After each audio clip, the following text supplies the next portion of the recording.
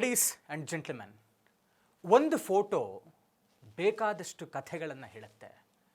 ಈ ಒಂದು ಫೋಟೋ ಸಿದ್ದರಾಮಯ್ಯನವರು ದೇವೇಗೌಡರ ಕಣ್ಣೀರನ್ನು ಒರೆಸ್ತಾ ಇರುವಂಥ ಒಂದು ಫೋಟೋ. ಗುರು ಶಿಷ್ಯರ ಸಮಾಗಮ, ಗುರುವನ್ನು ಸಂತೈಸಿದಂತಹ ಶಿಷ್ಯ ಈಗ ಬೇರೆ ಬೇರೆ ರಾಜಕೀಯ ಲೆಕ್ಕಾಚಾರಗಳಿಗೆ ಎಡೆ ಮಾಡಿಕೊಡ್ತಾ ಇರುವಂಥದ್ದು. ಏನಾದರೂ ಕಾಂಗ್ರೆಸ್ JDSನೊಂದಿಗೆ ಮತ್ತೆ ಮೈತ್ರಿ ಮಾಡಿಕೊಳ್ಳುತ್ತಾ? ಹಳೆಯ ದೋಸ್ತಿಯಲ್ಲಿ ಏನಿದು ಹೊಸ ರಾಜಕೀಯ ಲೆಕ್ಕಾಚಾರ? ಎಲ್ಲ ವಿಚಾರಗಳನ್ನು ಇವತ್ತಿನ ಬಿಗ್ ಸ್ಟೋರಿಯಲ್ಲಿ ಹೇಳ್ತಾ ಹೋಗ್ತೇನೆ. ನೆಲ ಜಲ ಭಾಷೆಗಾಗಿ ಪ್ರಾಮಾಣಿಕ ಪತ್ರಿಕೋದ್ಯಮ, ನಾನು ಸಂತೋಷ್ ಕಶ್ಯಪ್.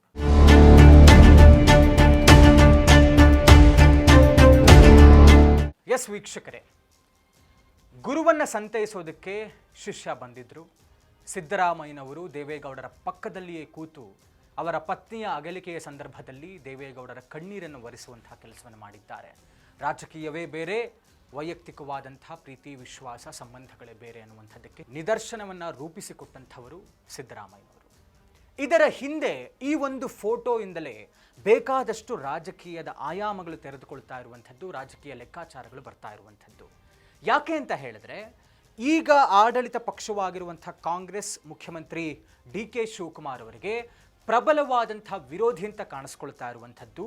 ವಿಪಕ್ಷ ಸ್ಥಾನದಲ್ಲಿ BJP ಕೂತಿದ್ದರೂ ಕೂಡ BJPಗಿಂತಲೂ ಹೆಚ್ಚಾಗಿ ಕಾರ್ಯೋನ್ಮುಖರಾಗಿ ಬಹಳ ಆಕ್ಟಿವ್ ಆಗಿ ಕೆಲಸ ಮಾಡ್ತಾ ಇರುವಂಥದ್ದು, ವಿಪಕ್ಷ ನಾಯಕರ ರೀತಿಯಲ್ಲೇ ಕೆಲಸ ಮಾಡ್ತಾ ಇರುವಂಥದ್ದು JDS ಅಂದರೆ ಕುಮಾರಸ್ವಾಮಿ ಅವರು. It is directly Kumaraswamy versus DK Shivakumar ಅನ್ನುವಂಥ ರೀತಿಯಲ್ಲಿ ಆಗಿರುವಂಥದ್ದು.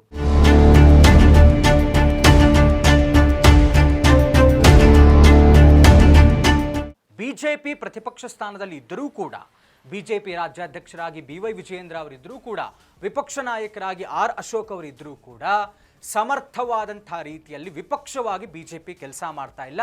BJPಯಲ್ಲಿ ಪ್ರಬಲವಾದಂತಹ ನಾಯಕತ್ವವೇ ಇಲ್ಲ ಅನ್ನುವಂಥದ್ದು. ಯಾಕಾಗಿ ಅಂದರೆ, ವಿಜಯೇಂದ್ರ ಅವರನ್ನೇ ಸ್ವತಃ BJPಯ ನಾಯಕರುಗಳೇ ಒಪ್ಕೊಳ್ಳೋದಕ್ಕೆ ಸಿದ್ಧರಿಲ್ಲ. ಇನ್ನು ಯಡಿಯೂರಪ್ಪನವರು, ಮಾಜಿ ಮುಖ್ಯಮಂತ್ರಿಗಳು, BJPಯನ್ನು ಕರ್ನಾಟಕದಲ್ಲಿ ಅಸ್ತಿತ್ವಕ್ಕೆ ತಂದಂತಹ ನಾಯಕರು, ಅವರಿಗಿರುವಂತಹ ವೈಯಕ್ತಿಕವಾದಂಥ ಆಸೆ ತನ್ನ ಮಗನನ್ನ ಮುಂದಿನ 2028ರಲ್ಲಿ ಮುಖ್ಯಮಂತ್ರಿಯನ್ನಾಗಿ ಮಾಡಬೇಕು ಅನ್ನುವಂಥ ಆಸೆ. ದೋಸ್ತಿಯಲ್ಲಿರುವಂತಹ BJP ಮತ್ತು JDS, ಮತ್ತೊಂದೆಡೆ ಇಷ್ಟೆಲ್ಲ ಪ್ರಬಲವಾಗಿ ಆಕ್ಟಿವ್ ಆಗಿ ವಿರೋಧವನ್ನು ಮಾಡ್ತಾ ಇರುವಂತಹ ಕುಮಾರಸ್ವಾಮಿಯವರು ಈಗಾಗಲೇ ಎಲ್ಲರೂ ಮಾತಾಡ್ಕೊಳ್ತಾ ಇದ್ದಾರೆ. ಎಲ್ಲರೂ ಅಷ್ಟೇ ಒಂದು ಕಾನ್ಫಿಡೆನ್ಸ್ನಲ್ಲಿರುವಂಥದ್ದು. ದೇವೇಗೌಡರಿಗೂ ಕೂಡ ಅದೇ ಆಸೆ ಇರುವಂಥದ್ದು, ತನ್ನ ಮಗನನ್ನ ಮತ್ತೊಮ್ಮೆ ಮುಖ್ಯಮಂತ್ರಿಯನ್ನಾಗಿ ಮಾಡಬೇಕು. ಇದು ಡೆಲ್ಲಿಯವರೆಗೂ ತಲುಪಿರುವಂಥದ್ದು. ಯಾಕೆಂದರೆ ಕೇಂದ್ರ ಸಚಿವರಾಗಿದ್ದಾರೆ, ಅಲ್ಲೂ ಕೂಡ ಮಾತು ಬರ್ತಾ ಇದೆ.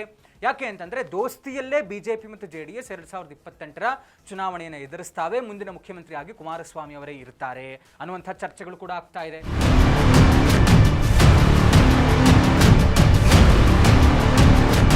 ಅಷ್ಟು ಸುಲಭವಾಗಿ ಯಡಿಯೂರಪ್ಪನವರಾಗಲಿ, ವಿಜಯೇಂದ್ರ ಅವರಾಗಲಿ, R ಅಶೋಕ್ ಅವರಾಗಲಿ ಅಥವಾ BJPಯ ಬೇರೆ ಯಾರೇ ನಾಯಕರಾಗಿದ್ದರೂ ಕೂಡ ಅಷ್ಟು ಸುಲಭವಾಗಿ ಕುಮಾರಸ್ವಾಮಿ ಅವರಿಗೆ ಬಿಟ್ಟುಕೊಟ್ಟು ಬಿಡ್ತಾರ ಸ್ಥಾನಮಾನವನ್ನು?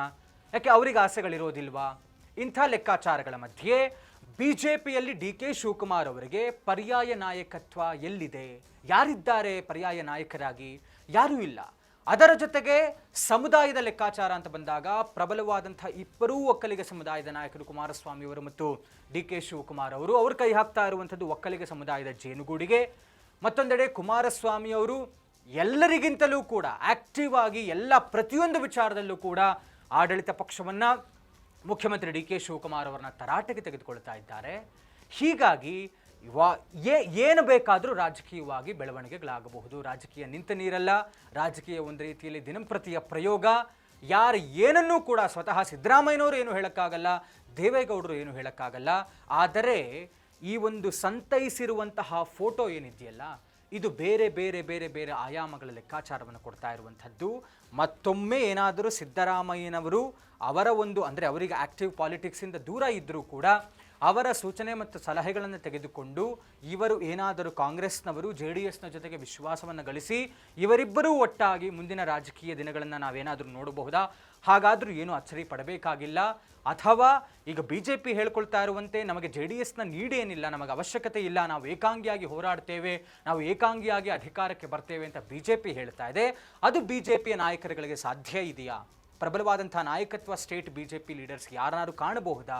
ಅದು ಸಾಧ್ಯ ಇಲ್ಲ. ಹೀಗಾಗಿ ಈ ಮೈತ್ರಿ ಹೀಗೆ ಮುಂದುವರಿಯುತ್ತಾ BJP JDS ಒಟ್ಟಾಗಿಯೇ ಹೋಗಿ ಅಧಿಕಾರವನ್ನು ಹಿಡಿತಾರಾ? ಅಧಿಕಾರವನ್ನು ಕುಮಾರಸ್ವಾಮಿ ಅವರು ಹಿಡಿತಾರಾ? BJP ನಾಯಕರುಗಳು ಯಾರು ಹಿಡಿತಾರಾ? ಅಥವಾ ದೇವೇಗೌಡರ ಲೆಕ್ಕಾಚಾರ ಇದರಿಂದ ಏನಿದೆ? ಅಥವಾ ಸಿದ್ದರಾಮಯ್ಯನವರ ಸಲಹೆ ಸೂಚನೆಯಂತೆ ಕಾಂಗ್ರೆಸ್ ನಾಯಕರು, ಪ್ರಮುಖವಾಗಿ ಮುಖ್ಯಮಂತ್ರಿ DK ಶಿವಕುಮಾರ್ ಅವರು JDSನ ಜೊತೆಗೂಡಿ ರಾಜಕೀಯವನ್ನು ಏನಾದರೂ ಮಾಡ್ತಾರಾ? ಏನು ಬೇಕಾದರೂ ಆಗಬಹುದು, ಏನಾದರೂ ಕೂಡ ಅಚ್ಚರಿ ಪಡಬೇಕಾಗಿಲ್ಲ. ಒಟ್ಟಾರೆ ರಾಜಕೀಯ ಬೆಳವಣಿಗೆ ಕರ್ನಾಟಕದಲ್ಲಿ ಮುಂದಿನ ದಿನಗಳಲ್ಲಿ ಏನೇನೆಲ್ಲ ಆಗುತ್ತೆ ಅನ್ನುವಂಥದ್ದನ್ನು ನಾವು ಕಾದು ನೋಡಬೇಕಾಗಿದೆ.